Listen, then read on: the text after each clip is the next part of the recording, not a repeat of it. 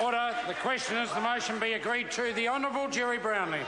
Mr Speaker, when the Honourable Winston Peters stood up to speak this afternoon, momentarily my faith in miracles was restored, because everyone knows that if you've got a bad flu, it can take you days to get over it. But somehow he appears to have shaken that flu overnight. But then, as the speech progressed, he told us all, by his actions, by his words, that he was still in a delirium.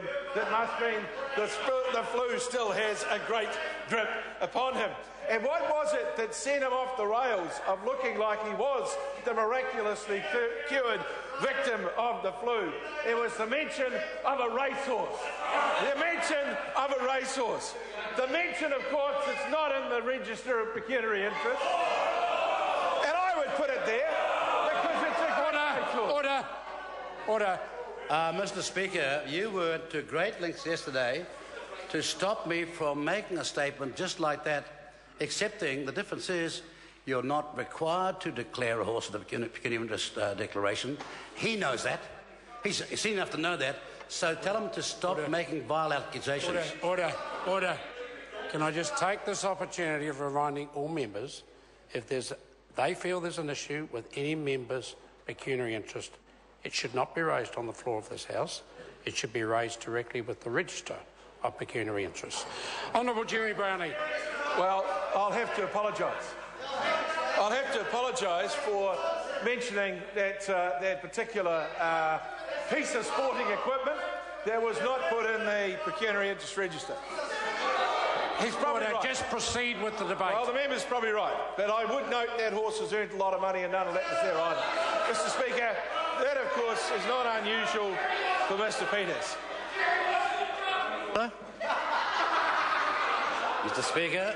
Order. Just before the member starts, I'll just wait for a bit of silence so I can hear the point of order. Point of order. Speaker, he made a further statement which is demonstrably untrue, that the horse made a lot of money and that was not declared either. That is, can I just say, Mr Speaker, I bought the horse in a charitable auction didn't seek a tax rebate and lost a packet on it, and it's a total lie. Order. And I sympathise with the member. This is a general debate. It's a robust debate. But I again remind members, including the Honourable Jerry Brownlee, it is unhelpful to refer to issues around the Register of Pecuniary Interests.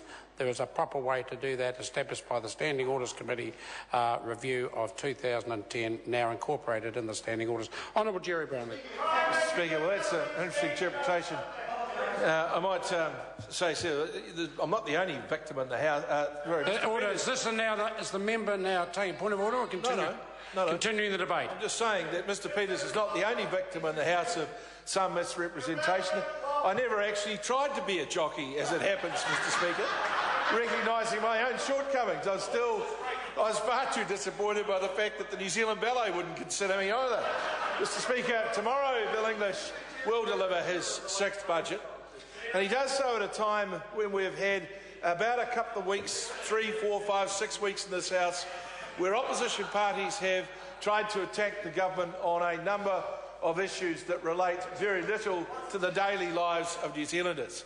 What New Zealanders respond to are things like the insulation program, the rheumatic fever program, the immunisation program, the achievement-focused education system that we're working toward, the fact that more young people now do gain qualifications beyond secondary school.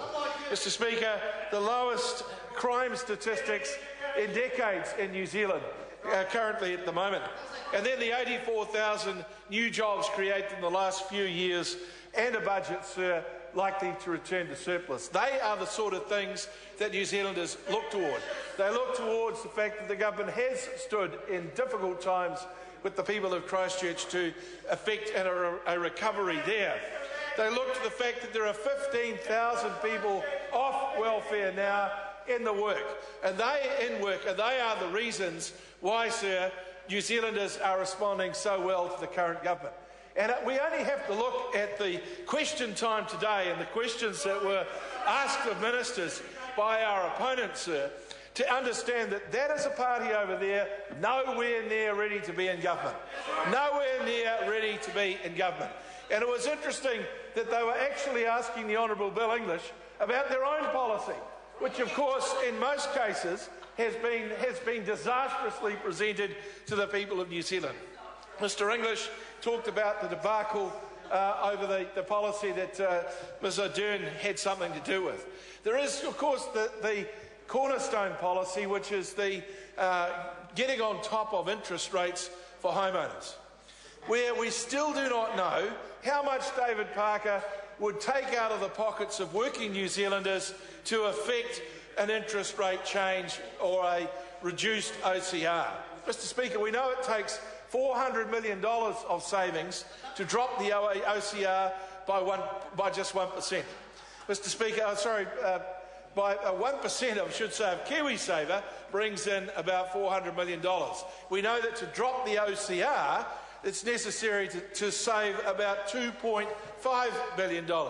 So that would imply that the Labor Party, should they be in government, should they effect this policy, would take a further 6% out of the pockets of New Zealanders at a time when they are at the peak of their working years. They sit over there shaking their heads, saying, no, that can't be right.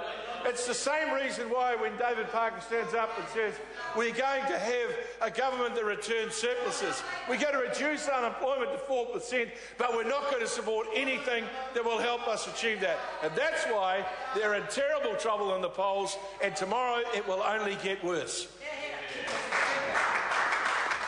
Honourable David Parker. Speaker, far from being in terrible trouble in the polls, they have them narrowing. The last but one poll, the Roy Morgan poll, had Labor